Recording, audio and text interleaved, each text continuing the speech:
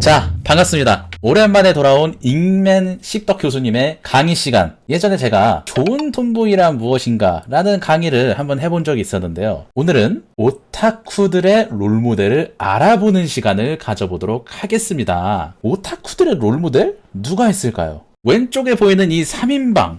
뭔가 턱을 괴고 있고, 뭔가 좀 언짢은 표정을 하고 있고, 뭔가 좀 여유로운 것 같은 이 생귀들. 도대체 이 생귀들은 뭘까? 씹덕들이 하면 위험한 푸사 탑3 안에 들어가 있는 저 인간들은 도대체 어떤 인간들이길래 오타쿠들이 그렇게까지 푸사로 만드는 건가에 대해서 한번 설명해 보도록 하겠습니다. 이들의 설명부터 해야겠죠? 자, 왼쪽부터 설명 들어갑니다. 왼쪽부터 모노가타리 시리즈에 나오는 아라라기 코요미쿤, 가운데는 빙과 시리즈에 나오는 오레키 호타루쿤, 마지막으로 오른쪽에 저도 사랑하는 히키가야 하치만, 역시 내 청춘 러브 코미디는 잘못됐다에 나오는 히키가야 하치만 쿤입니다. 셋의 공통점이 있죠? 일단 고교생이라는 점, 그리고 뭔가 세상에 관심이 없어 보인다는 눈빛을 한다는 점. 교수님, 이 사람들이 왜 대체 씹덕 위험푸사 3위, 그리고 왜 남자 오타쿠들의 롤모델일까요? 첫 번째 놈부터 한번 설명해 보겠습니다. 아라라기 코요미쿠는 모노가타리라는 애니메이션의 주인공이면서 모노가타리에 나오는 모든 역캐들을 다 꼬셔버린 하렘물의 완장. 중요한 점으로는 역캐들이 전부 개꼴린다는 점입니다. 개꼴리는 각양각색의 역캐들과 함께 하렘 파티를 즐기는 주인공이고요. 가장 중요한 점인데요. 이 친구는 괴물들 사이에서 능력도 없는데 역캐들을 도와주려고 하는 습성이 있습니다. 이거 중요합니다. 이거 기억해두세요. 참고로 모노가타리는 여기에 나오는 히로인들보다 더 많습니다. 위부터 아라라기 코요미의 여동생 2명, 여동생들도 히로인입니다. 야, 이 잉맨이 미친 새끼야. 아무리 그래도 어떻게 여동생이 히로인이야. 일본 애니는 가능합니다. 여러가지 속성별로 이 여성들을 전부 다 꼬신 상태다. 내용이 대충 어떻게 되냐면은 아라라기 코요미라는 이 고교생이 오른쪽에 있는 저 노란색 머리 뱀파이어에게서 하인이 돼가지고 반 뱀파이어가 되면서 일어나는 어떤 괴이 형상, 괴물들, 요괴들이 나와서 요괴들이랑 여기 나오는 여자 캐릭터들이랑 어떤 사연이 엮여버려. 그래서 그걸 해결해주는 내용이에요. 근데 해결해주면서 여기 있는 여성들을 다 꼬신다. 잉맨님 아무리 그래도 애니메이션 내용이 그게 다인가요? 네. 여러분들이 생각하는 애니메이션은 귀멸의 칼날 나루토처럼 적을 쓱싹 베거나 성장하거나 그런 게 있잖아요. 우리 같은 씹덕들의 세계에서는 그저 젖과 겨 또는 허벅지, 다리만 보여줘도 애니메이션의 역할을 충분히 하는 것들이 존재한답니다. 여러분들의 생각이 다가 아니라는 점 항상 생각해두세요. 아라라기 코요미의 명대사가 있습니다. 사람은 혼자서 멋대로 구해질 뿐이니까. 자기가 구해놓고서 하는 말이에요. 너는 내가 구한 게 아니고 네가 멋대로 구해진 거야. 잉맨이 이게 무슨 개소리인가요?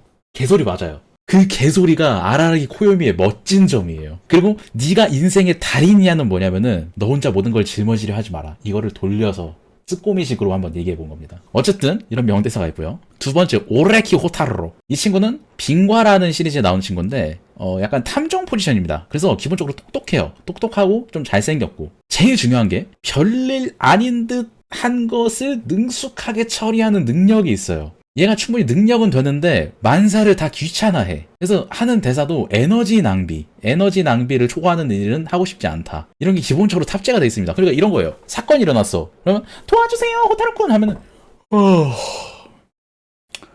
더 이상 움직이는 건 에너지 낭비. 하지만 이번 것만 좀 처리해볼까?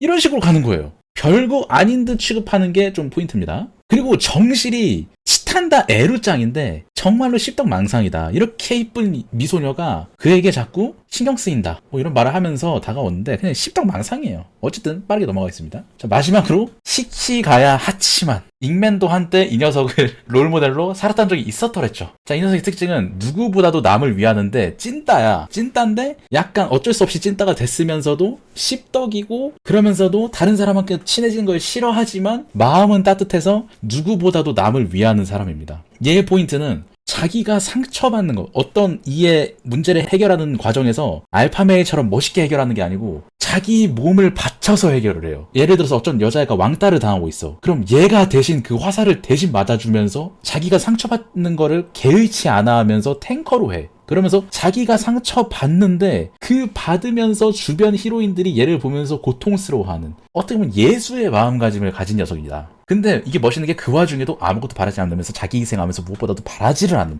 이게 리얼 씹덕들이 좋아하는 알파메일상이다. 리얼 캡 씹덕들이다. 얘네가 메인 히로인 3명입니다. 유이가 하마양, 유키노시타양, 이로하양. 머리 색깔별로 깔맞춤을 해놨어요. 결말은 얘기하지 않겠습니다. 어쨌든 근데 잉맨님, 다른 씨발 나루토도 있고 루피도 있고 멋있는 남캐 개 많은데 대체 왜 이런 놈들이어야 되는 거예요? 여기에 대해서 어떤 유저가 이런 글을 썼습니다. 예전에 읽은 적이 있다. 남자가 여자 아니 푸사를 하고 있는 건 별 문제가 되지 않을 수 있다. 하지만 남자가 남자인이 푸사를 달고 있다면 주의해야 한다. 그 캐릭터에 자신을 진심으로 이입하고 있는 족같은 새끼이기 때문이다. 자, 왼쪽부터 이렇게 보면 어떤 분이 블로그에 글을 쓰셨는데, 아라라기를 푸사로 달고 있다? 높은 확률로 로리쿤 패도임. 이 푸사를 단 새끼가 길을 지나간다? 단체로 가서 두들겨 패도 무죄임. 왜냐? 실제로 로리 캐릭터를 자연스럽게 꼬시는 장면이 있습니다. 가운데 있는 히가야 하치마는 높은 확률로 자존심이 세다. 지가 찐딴 건 아는데 좀 특별한 찐따라고 생각하는 새끼다. 그리고 이게 포인트인데 항상 세상을 염세적으로 바라봐요. 오른쪽은 쿨찐입니다. 이 3가지 푸사가 항상 위험한 푸사인데 지금 세대가 지나서 아마 없을 거예요 지금은. 근데 몇 년 전만 하더라도 이 3가지가 가장 위험한 푸사였다. 오히려 이런 애들보다 진짜 리얼 그 역해 아니네요. 그냥 애니 푸사를 한 사람들은 다 위험한데 특히나 이 3명이 좀 위험하다. 이들이 선택된 이유는 십덕망상에 가장 부합하기 때문입니다. 우리가 일반적으로 생각하는 캐릭터들은 어떻죠? 우즈마키 나루토 또는 탄지로 또는 루피는 자기 앞에 있는 역경을 그야말로 소년 만화, 힘차고 활기차게 이겨나간다는 그 설정이 있습니다. 정말 밝고 에너지틱하고 뭔가 역경에 굴하지 않고 동료들을 위하고 뭔가 남자답고 이런 포인트가 있는데 그들은 그렇지가 않아요. 자, 그럼 왜 하필 루피 또 다른 소년물에 나오는 주인공들이 아니고 얘네들이어야 되는가? 역설적으로 어떤 캐릭터보다 제일 멋있기 때문이에요.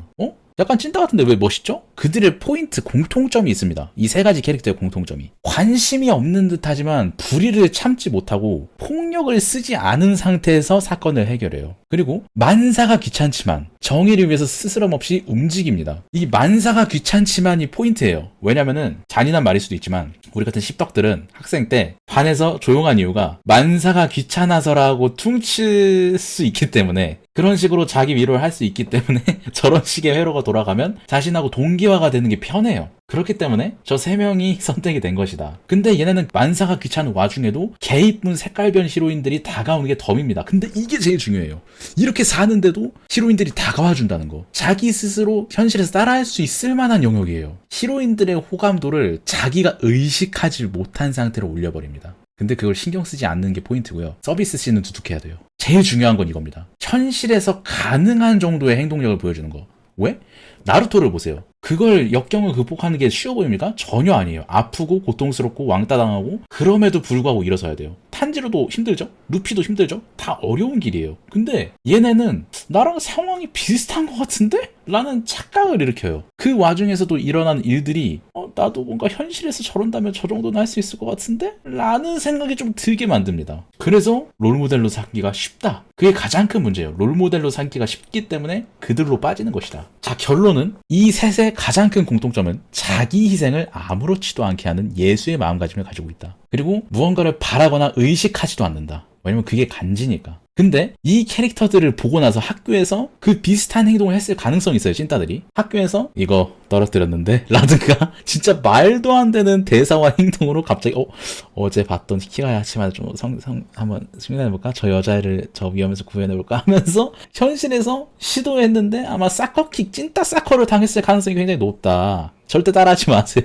현실하고 애니메이션은 그 격차가 좀 크다. 경험이 없는데, 이게 좀 중요한데 찐따들도 경험이 별로 없기 때문에 능숙함이 있을 수가 없거든요. 근데 얘네들은 능숙함을 가지고 있으니까 뭔가 따라하기 쉬워 보인다. 근데 그럼에도 불구하고 앤드류 테이트나 어떤 그런 레드필? 뭔가 좀 뭐라 그래야 돼? 좀 과격한 주장을 하는 분들을 따라할 바에 히키가야 하치마는 롤모델로 삼는 게 저는 100번 낫다고 생각합니다. 왜냐면 히키가야 하치마는 기본적으로 자기 희생이 깔려있거든요. 제가 절대로 히키가야 하치마를 사랑해서 그런 건 아니고요. 자, 근데 번외로 요즘 잊혀진 진짜 영웅이 있습니다. 선생님이 존경하는 사람을 물어볼 때면 아이들은 모두 아빠, 이순신, 세종대왕 등을 말하고 보냈다. 난 나즈마키 말했다. 에미야 키리치고. 그건 누구니? 위인이니? 아, 시라나이노카. 이것저것 전부 대담한 인간들 뿐이다. 한때 정의를 쫓았던 사람입니다. 아, 그러니 영문을 모르겠다는 얼굴이었다. 아, 막 이해하기 어려웠겠지, 저 선생. 요즘 시대의 정이라니. 그저 사춘기 아이를 쓱 보고 지나치는 그런 눈빛으로 날 봤다. 여러분들이 따라해야 될 건 그 셋이 아니라 에미야 키리치고입니다. 정의를 쫓으세요. 진정한 정의를. 감사합니다.